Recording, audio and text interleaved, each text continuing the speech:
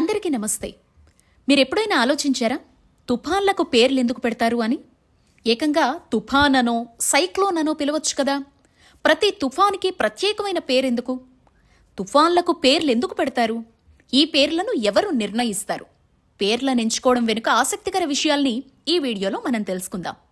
తొలుత తుఫాన్ అంటే ఏంటో తెలుసుకుందాం. వేడి గాలి పైకి ఎగురుతుంది, చల్లగాలి కిందికి వెళుతుంది. గాలిలో ఉన్న ఆవిరి ఘనీభవించి మేఘాలుగా మారతాయి. గాలులకు గంటకు 61 కిలోమీటర్ల ఎక్కువ వేగంతో ఉన్నప్పుడు ఏర్పడేదే తుఫాన్ అని చెప్పి పిలుస్తారు. అల్పపీడనం తీవ్రమైతే వాయుగుండంగా మారుతుంది. దాని తీవ్రత పెరిగితే తుఫాన్ అవుతుంది. అంటే కురిసిన ప్రతి వర్షాన్ని తుఫాన్గా పిలవలేం. ఇప్పుడు తుఫాన్లకు పేర్లను ఎందుకు పెడతారో కారణాలు తెలుసుకుందాం. తుఫాన్ గురించి తెలుసుకోవడం కోసం శాస్త్రవేత్తలు, మీడియా, ప్రజలు స్పష్టంగా సమాచారం తెలుసుకోవచ్చు. ప్రజలను అప్రమత్తం చేయడం, తుఫాన్ వచ్చే ప్రాంతాల ప్రజలకు ముందుగానే హెచ్చరిక ఇవ్వచ్చు. సమాచారం పంచుకోవడం, వాతావరణ కేంద్రాలు, నేవీ, మత్స్యకారులు సులభంగా సమాచారం మార్పిడి చేసుకోవచ్చు. తుఫాన్లకు ర్యాండమ్గా పేర్లు పెట్టబడవు. వాటిని అధికారిక వాతావరణ సంస్థలు నిర్ణయిస్తాయి.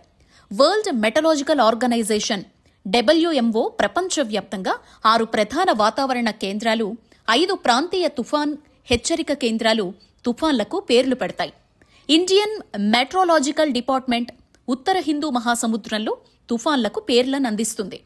తుఫాన్లకు పేర్లెంచుకునే కొన్ని నియమాలున్నాయి. సులభంగా గుర్తుపెట్టుకునేలా ఉండాలి. రాజకీయ, మత, సాంస్కృతిక, లింగ భేదాల్ని ప్రతిబింబించకూడదు. క్రూరత్వాన్ని సూచించొద్దు. ఇంగ్లీష్లో 8 అక్షరాల కంటే ఎక్కువగా ఉండకూడదు. ఒకసారి ఉపయోగించిన పేరు మళ్లీ వాడరాదు. ప్రాంతాల ప్రకారం తుఫాన్ల పేర్లు భిన్నంగా ఉంటాయి. అట్లాంటిక్ మహాసముద్రంలో తుఫాన్లకు మానవ పేర్లు పెడతారు. పసిఫిక్ మహాసముద్రంలో తుఫాన్లకు ప్రకృతి లేదా ప్రకృతి దృశ్యాల పేర్లు, బంగాళాఖాతంలో ఏర్పడే తుఫాన్లకు స్థానిక భాషల పేర్లు పెడతారు. స్థానిక భాషల నుంచి ప్రేరణ పొందిన పేర్లను ఆస్ట్రేలియాలో పెడతారు.